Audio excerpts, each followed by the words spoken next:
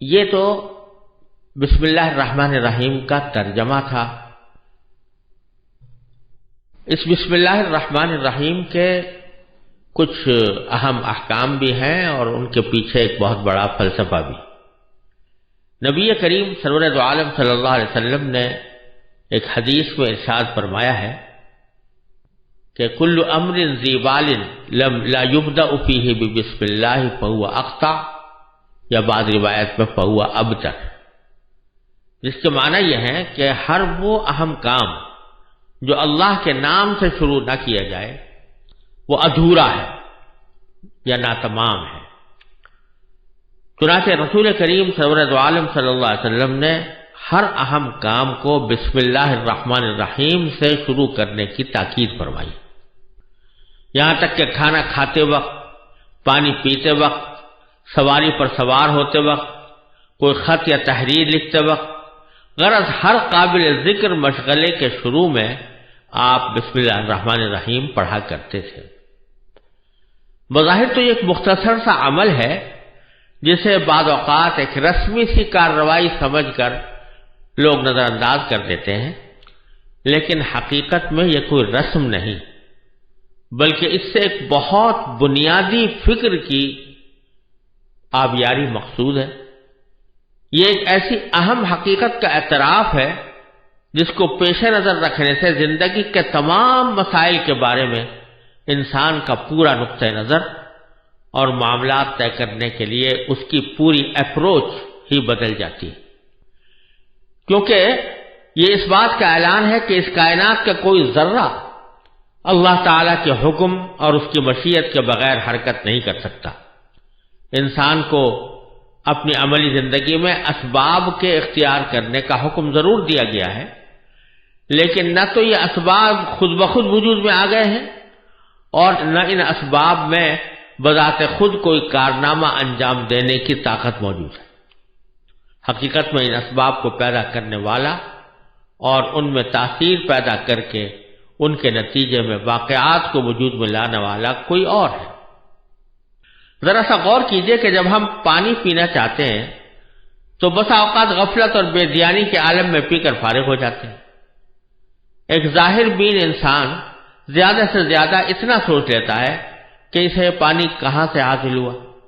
کس کنویں سے یا دریا سے یا جھیل سے، اور انسان کی پیاس بجھانے کے لیے اللہ تعالیٰ کی قدرت کاملہ نے کائنات کی کتنی قوتیں اس کی خدمت میں لگا رکھی ہیں اور اس کے لیے کیسا عجیب و غریب نظام بنایا ہوا ہے، اس کا دھیان بہت کم لوگوں کو آتا ہے۔ اللہ تعالیٰ نے پانی کا عظیم الشان ذخیرہ سمندروں کی شکل میں محفوظ فرمایا اور اسے سڑنے سے بچانے کے لیے اول تو اسے نمکین بنا دیا ہے اور دوسری طرف اسے ہر دم اس طرح رواں دواں رکھا ہے کہ اس کی موجیں حرکت اور بےتابی کی علامت بن گئی، اور باوجود کہ اس میں روزانہ ہزارہ جانور مرتے ہیں لیکن یہ پانی کبھی سڑتا نہیں۔ لیکن انسان کے لیے پانی کے اس عظیم الشان ذخیرے سے براہ راست فائدہ اٹھانا ممکن نہیں تھا، اس لیے کہ اول تو اس میں پانی کی کڑواہٹ ہی ایسی تھی کہ اسے انسان پی نہیں سکتا تھا، دوسرے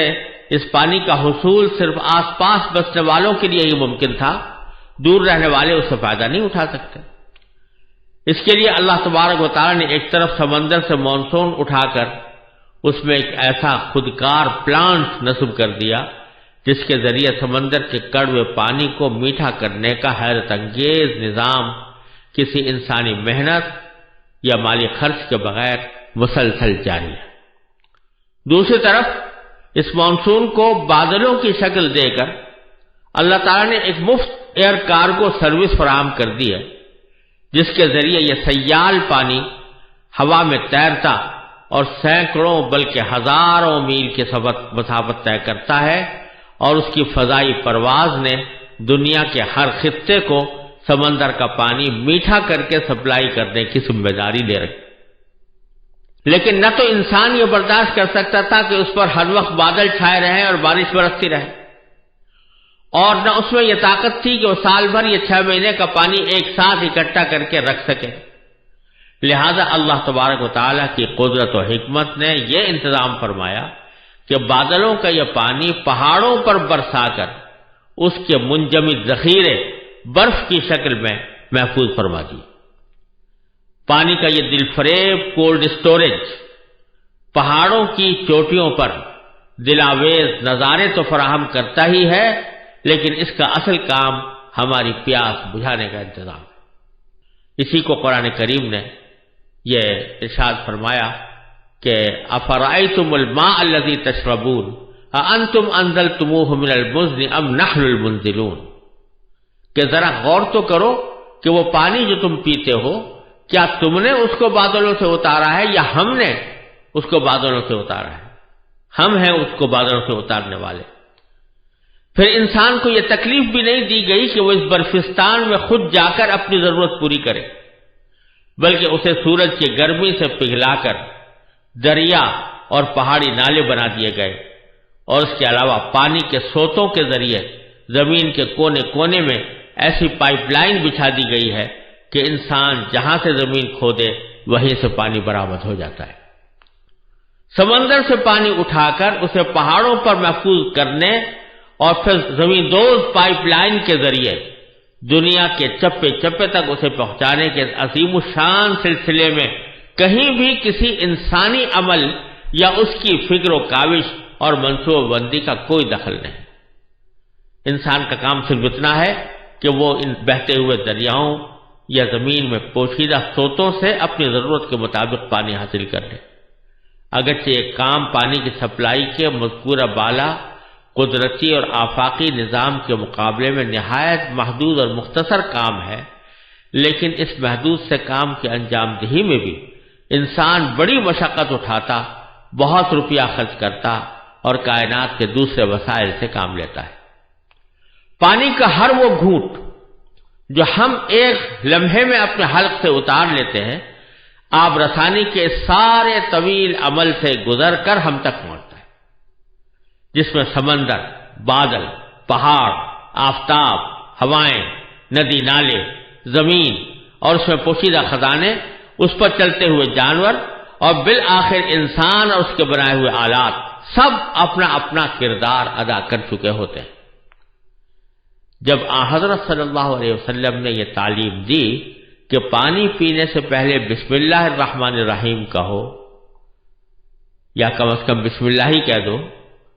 جس کا مطلب یہ ہے کہ اللہ کا نام لے کر پانی پینا شروع کرو، تو در حقیقت اس کا مقصد یہی ہے کہ پانی کی اس نعمت کے استعمال سے پہلے اللہ تبارک و تعالیٰ کے اس احسان عظیم کو یاد کرو، جس سے تمہارے ہونٹوں تک پانی کے یہ گھونٹ پہنچانے کے لیے کائنات کی کتنی قوتوں کو تمہاری خدمت میں لگا دیا۔ اس پانی کے حصول کے لیے تم نے چند ظاہری اسباب ضرور اپنے عمل اور اپنی محنت سے اختیار کیے، لیکن ان ظاہری اسباب کی رسائی ایک خاص حد سے آگے نہیں تھی۔ اس حد کے پیچھے اللہ تعالیٰ کی ربوبیت کا وہ محیر العقول نظام کام کر رہا ہے، جو انسان کے عمل ہی نہیں،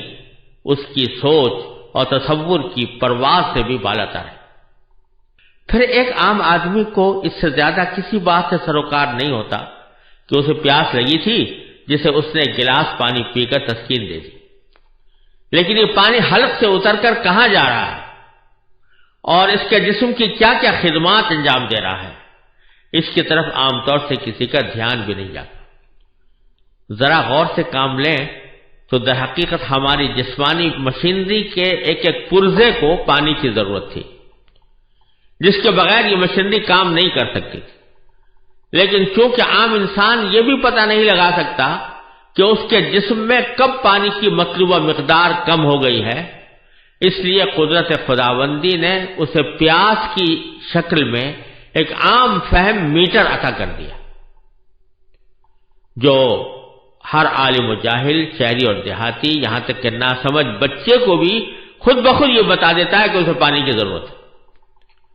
وہ اسے صرف اپنے ہونٹ اور حلق کی ضرورت سمجھتا ہے اور انہی دو چیزوں کو ترک کر کے مطمئن ہو جاتا ہے کہ پیاس بجھ گئی، لیکن در حقیقت پانی کا اصل فائدہ اس سے کہیں آگے ہے۔ وہ صرف ہونٹ اور حلق کی ہی نہیں بلکہ پورے جسم کی مانگ تھی۔ وہ حلق سے گزر کر جسم کے ہر اس حصے کو سیراب کرتا ہے جسے اپنی زندگی برقرار رکھنے کے لیے اس کی ضرورت تھی، اور اس طرح جسم کی اندرونی پائپ لائن کے ذریعے وہ پانی سر سے لے کر پاؤں تک ضرورت کی تمام جگہوں تک پہنچایا جاتا ہے، اور پھر جتنے پانی کی جسم کو ضرورت ہوتی ہے اتنا جسم میں باقی رہتا ہے، اور باقی حصہ جسم کی دھلائی کرنے کے بعد اپنے ساتھ مضر اجزاء کو بہا کر دوبارہ جسم سے باہر نکل جاتا ہے۔ مشہور ہے کہ ہارون رشید ایک مرتبہ پانی پینے کے لیے گلاس ہاتھ میں لیے ہوئے تھے، وہ اس گلاس کو ہونٹوں تک لے جانے لگے تو قریب ہی بیٹھے ہوئے بہلول مجذوب نے ان سے کہا کہ امیر المومنین ذرا ایک لمحے کے لیے رک جائیے۔ ہارون رشید رک گئے تو بہلول نے کہا ذرا بتائیے کہ اگر شدید پیاس کے وقت آپ کو یہ پانی نہ ملے تو آپ اسے حاصل کرنے کے لیے کتنی دولت خرچ کر دیں گے؟ ہارون رشید نے کہا کہ ساری دولت۔ بہلول نے کہا اچھا اب پانی پی لیجئے۔ جب وہ پی کر فارغ ہوئے تو بہلول نے پھر پوچھا کہ امیر المومنین ذرا یہ بھی بتا دیجئے کہ جتنا پانی آپ دن بھر میں پیتے ہیں اگر وہ سارے کا سارا جسم کے اندر ہی رہ جائے اور باہر نہ نکل سکے تو اسے باہر نکالنے کے لیے یعنی پیشاب کرنے کے لیے آپ کتنی دولت خرچ کر دیں گے؟ ہارون نے پھر کہا کہ ساری دولت۔ اس پر بہلول نے کہا کہ آپ کی ساری دولت ایک گلاس پانی کو جسم میں داخل کرنے اور اسے باہر نکالنے کی قیمت بھی نہیں ہے۔ کہنے کو تو یہ ایک لطیفہ ہے، لیکن واقعتاً یہ ایک ایسی سامنے کی حقیقت ہے جو بدیہی ہونے کے باوجود ہماری نظروں سے اوجھل رہتی ہے۔ یہ تو ایک پانی کی مثال تھی۔ روٹی کے نوالے کو لے لیجیے جو ایک لمحے میں آپ حلق سے اتار لیتے ہیں۔ ایک ظاہر بھی نکاح صرف حد تک جاتی ہے کہ ہم نے اپنے کمائے ہوئے پیسوں سے بازار سے آٹا خریدا اور اسے روٹی تیار کر لی، لیکن بازار تک اس آٹے کو پہنچانے کے لیے کائنات کی کتنی طاقتیں سرگرم رہیں اس کی طرف عموماً نگاہ نہیں جاتی۔ انسان کا کام اتنا ہی تو تھا کہ وہ زمین میں ہل چلا کر اس میں بیج ڈال دے، لیکن کون ہے جس نے اس چھوٹے سے بیج میں ایسا پروسیسنگ پلانٹ لگایا ہوا ہے کہ اس میں سے کوپل پھوٹ نکلی؟ کون ہے جس نے مٹی کے دبیز تہوں میں اس کوپل کی پرورش کی اور اسے یہ قوت عطا کی کہ وہ اپنے منحنی جسم کی لچکدار نوک سے زمین کا پیٹ پھاڑ کر نمودار ہو اور ایک لہلہاتی ہوئی کھیتی میں تبدیل ہو جائے؟ پھر کون ہے جس نے اس پر چاند سورج کی کرنیں بکھیری، اسے لہراتی ہوئی ہواؤں کا گہوارہ فراہم کیا، اس پر بادلوں کا شامیانہ تان دیا اور اس کو جھلسنے سے بچایا اور اس پر رحمت کا مے برسا کر اس کی نشو و نما کی رفتار تیز کر دی، یہاں تک کہ ایک ایک کھیت میں سینکڑوں خوشے اور ایک ایک خوشے میں سینکڑوں دانے وجود میں آ گئے۔ قرآن کریم اسی حقیقت کو یاد دلاتے ہوئے کہتا ہے افرأیتم ما تحرثون اانتم تزرعونہ ام نحن الزارعون، ذرا بتاؤ تو صحیح کہ جو کچھ تم زمین کو گاہ کر اس میں ڈال دیتے ہو کیا تم اسے اگاتے ہو یا ہم ہیں اگانے والے؟ لہذا جب سرکار دو عالم صلی اللہ علیہ وسلم نے یہ فرمایا کہ کھانا کھانے سے پہلے بسم اللہ کہو تو اس کا مقصد اسی حقیقت کی طرف توجہ دلانا ہے کہ اس نوالے کا حصول صرف تمہاری قوت بازو کا کرشمہ نہیں بلکہ یہ اس دینے والے کی دین ہے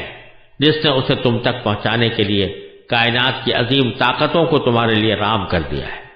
لہذا اس نوالے سے لطف اندوز ہوتے ہوئے اس دینے والے کو فراموش نہ کرو۔ یوں تو اللہ تعالیٰ کی یہ عطا اس کی ہر مخلوق کے لیے عام ہے، کھانا اور پانی جانوروں کو بھی ملتا ہے،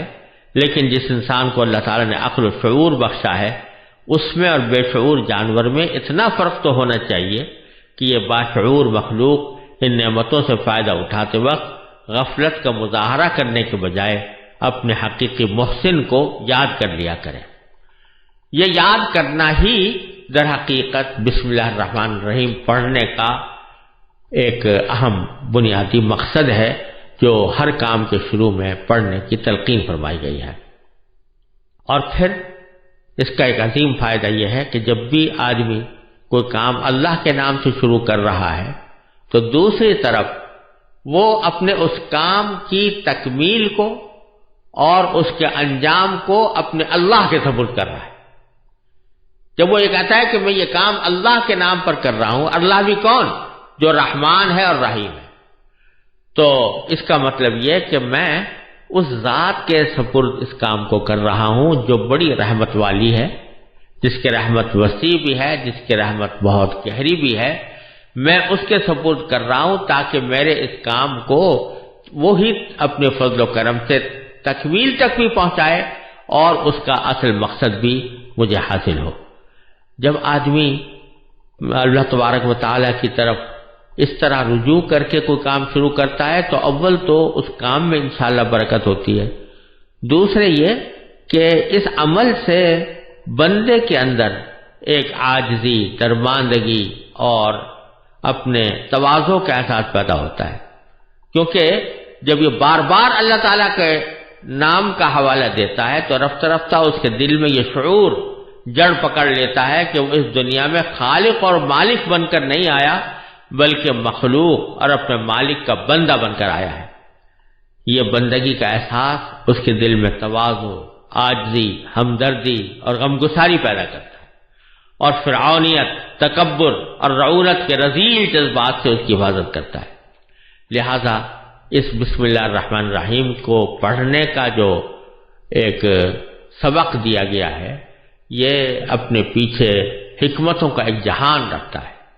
اور اسی لیے نبی کریم صلی اللہ علیہ وسلم نے فرمایا کہ اپنے ہر کام کا آغاز بسم اللہ الرحمن الرحیم سے کرو، اور اللہ تبارک و تعالی نے بھی اپنی کتاب مجید کا آغاز بسم اللہ الرحمن الرحیم سے کر کے اس بات کا سبق دے دیا کہ جب ہم بسم اللہ الرحمن الرحیم کہہ کر آغاز کر رہے ہیں جبکہ ہم ہر قسم کی حاجت سے بے نیاز ہیں، تو یہ تمہیں تعلیم دی جا رہی ہے کہ تم اپنے کاموں کو اللہ کے نام سے شروع کیا کرو۔